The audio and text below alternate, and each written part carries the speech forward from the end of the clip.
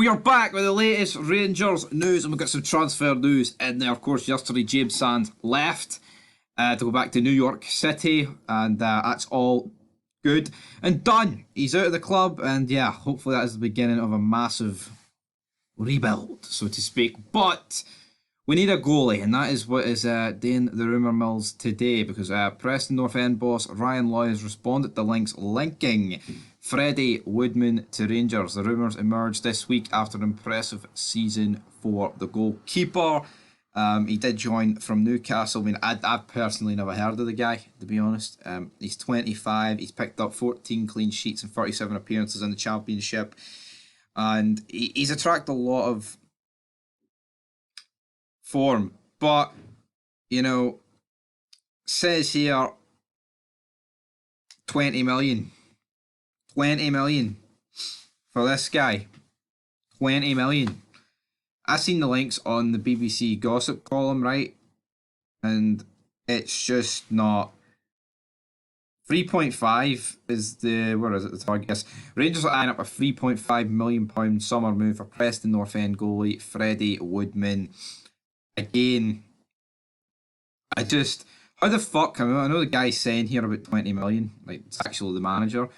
But again, we're not going to make... If Rangers or Celtic or any team in Scotland are going to pay 20 million for a player, it would have to be like, you know, the top drawer, going to get you like 50 goals a season sort of player, right? In my opinion. And yeah, this guy's a goalie. But Rangers, it goes on to mention here that Rangers have been relying on Alan McGregor and John McLaughlin in between the sticks this season. However, with the former already in his 40s, they could now consider bringing in a long-term replacement. Yeah, I mean, there's talking McGregor, right?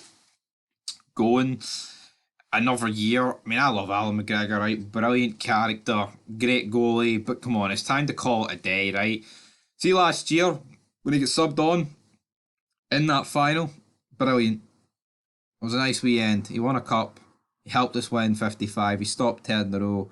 All that good stuff. But again, like, what is the point? Like, this year, have we massively needed him?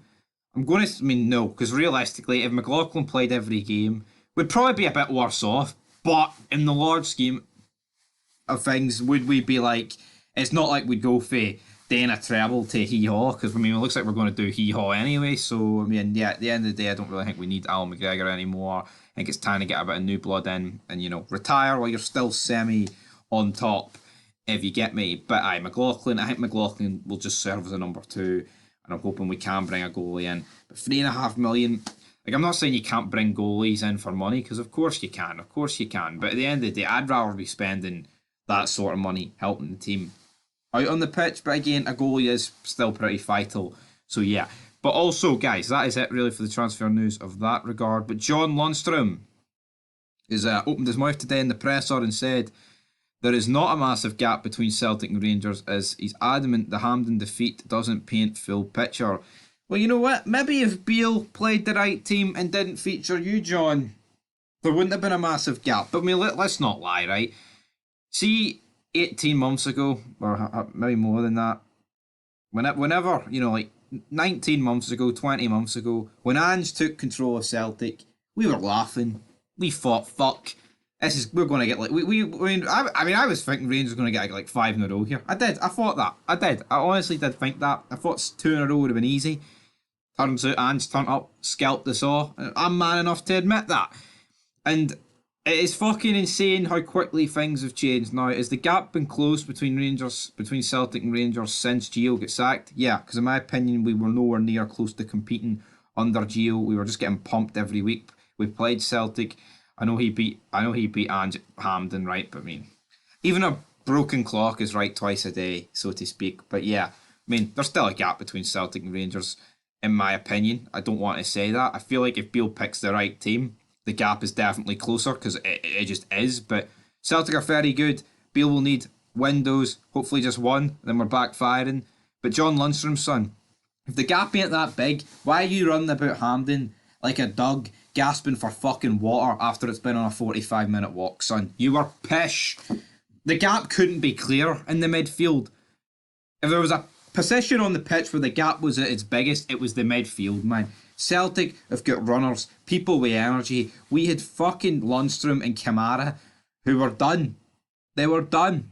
Absolutely done. They were like a boxer in the 12th round with no legs. Humped.